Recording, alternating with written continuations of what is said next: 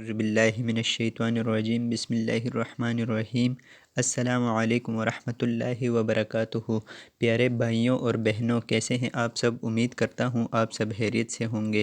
آج کا جو ہمارا ویڈیو کا ٹاپک ہے وہ ہے ایمان اور اسلام اور احسان اور اللہ سبحانہ و تعالیٰ کی تقدیر کے اسبات کے بیان میں۔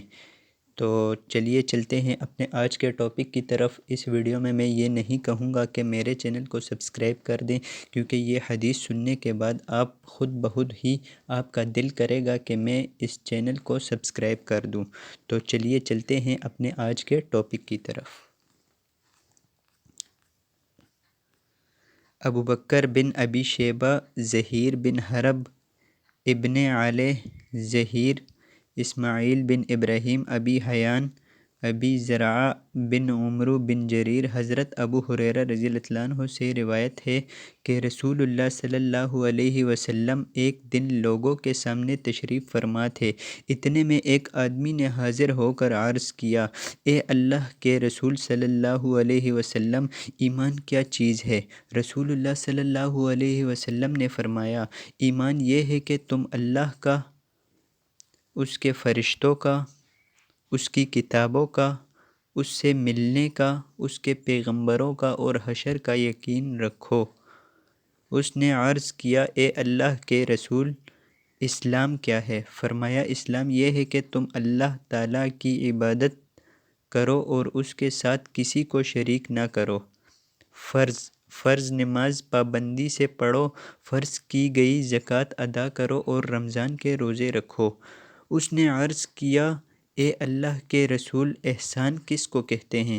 فرمایا، احسان یہ ہے کہ تم اللہ تعالیٰ کی عبادت اس طرح کرو گویا تم اس کو دیکھ رہے ہو، اور اگر تم اس کو نہیں دیکھ رہے ہو تو کم از کم اتنا یقین رکھو کہ وہ تم کو دیکھ رہا ہے۔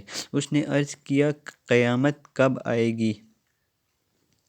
ارشاد فرمایا، جس سے سوال کیا گیا ہے وہ سوال کرنے والے سے اس بات کا زیادہ جاننے والا نہیں ہے۔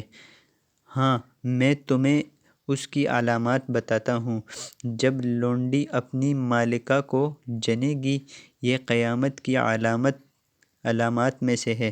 جب ننگے بدن اور ننگے پاؤں رہنے والے لوگوں کے سردار ہو جائیں گے تو یہ قیامت کی علامت ہے۔ جب اونٹوں کے چرواہے اونچی اونچی عمارتیں بنا کر فخر کریں گے تو یہ قیامت کی علامات میں سے ہے۔ قیامت کا علم ان 5 چیزوں میں سے ہے جنہیں اللہ تعالیٰ کے سوا کوئی نہیں جانتا۔ پھر رسول اللہ صلی اللہ علیہ وسلم نے آیت مبارکہ تلاوت فرمائی، ان اللہ عندہ علم الساعۃ، سورہ لقمان آیت نمبر 34۔ پھر وہ شخص پشت پھیر کر چلا گیا۔ رسول اللہ صلی اللہ علیہ وسلم نے فرمایا، اس کو واپس لاؤ۔ لوگوں نے اس کو تلاش کیا مگر وہ نہ ملا۔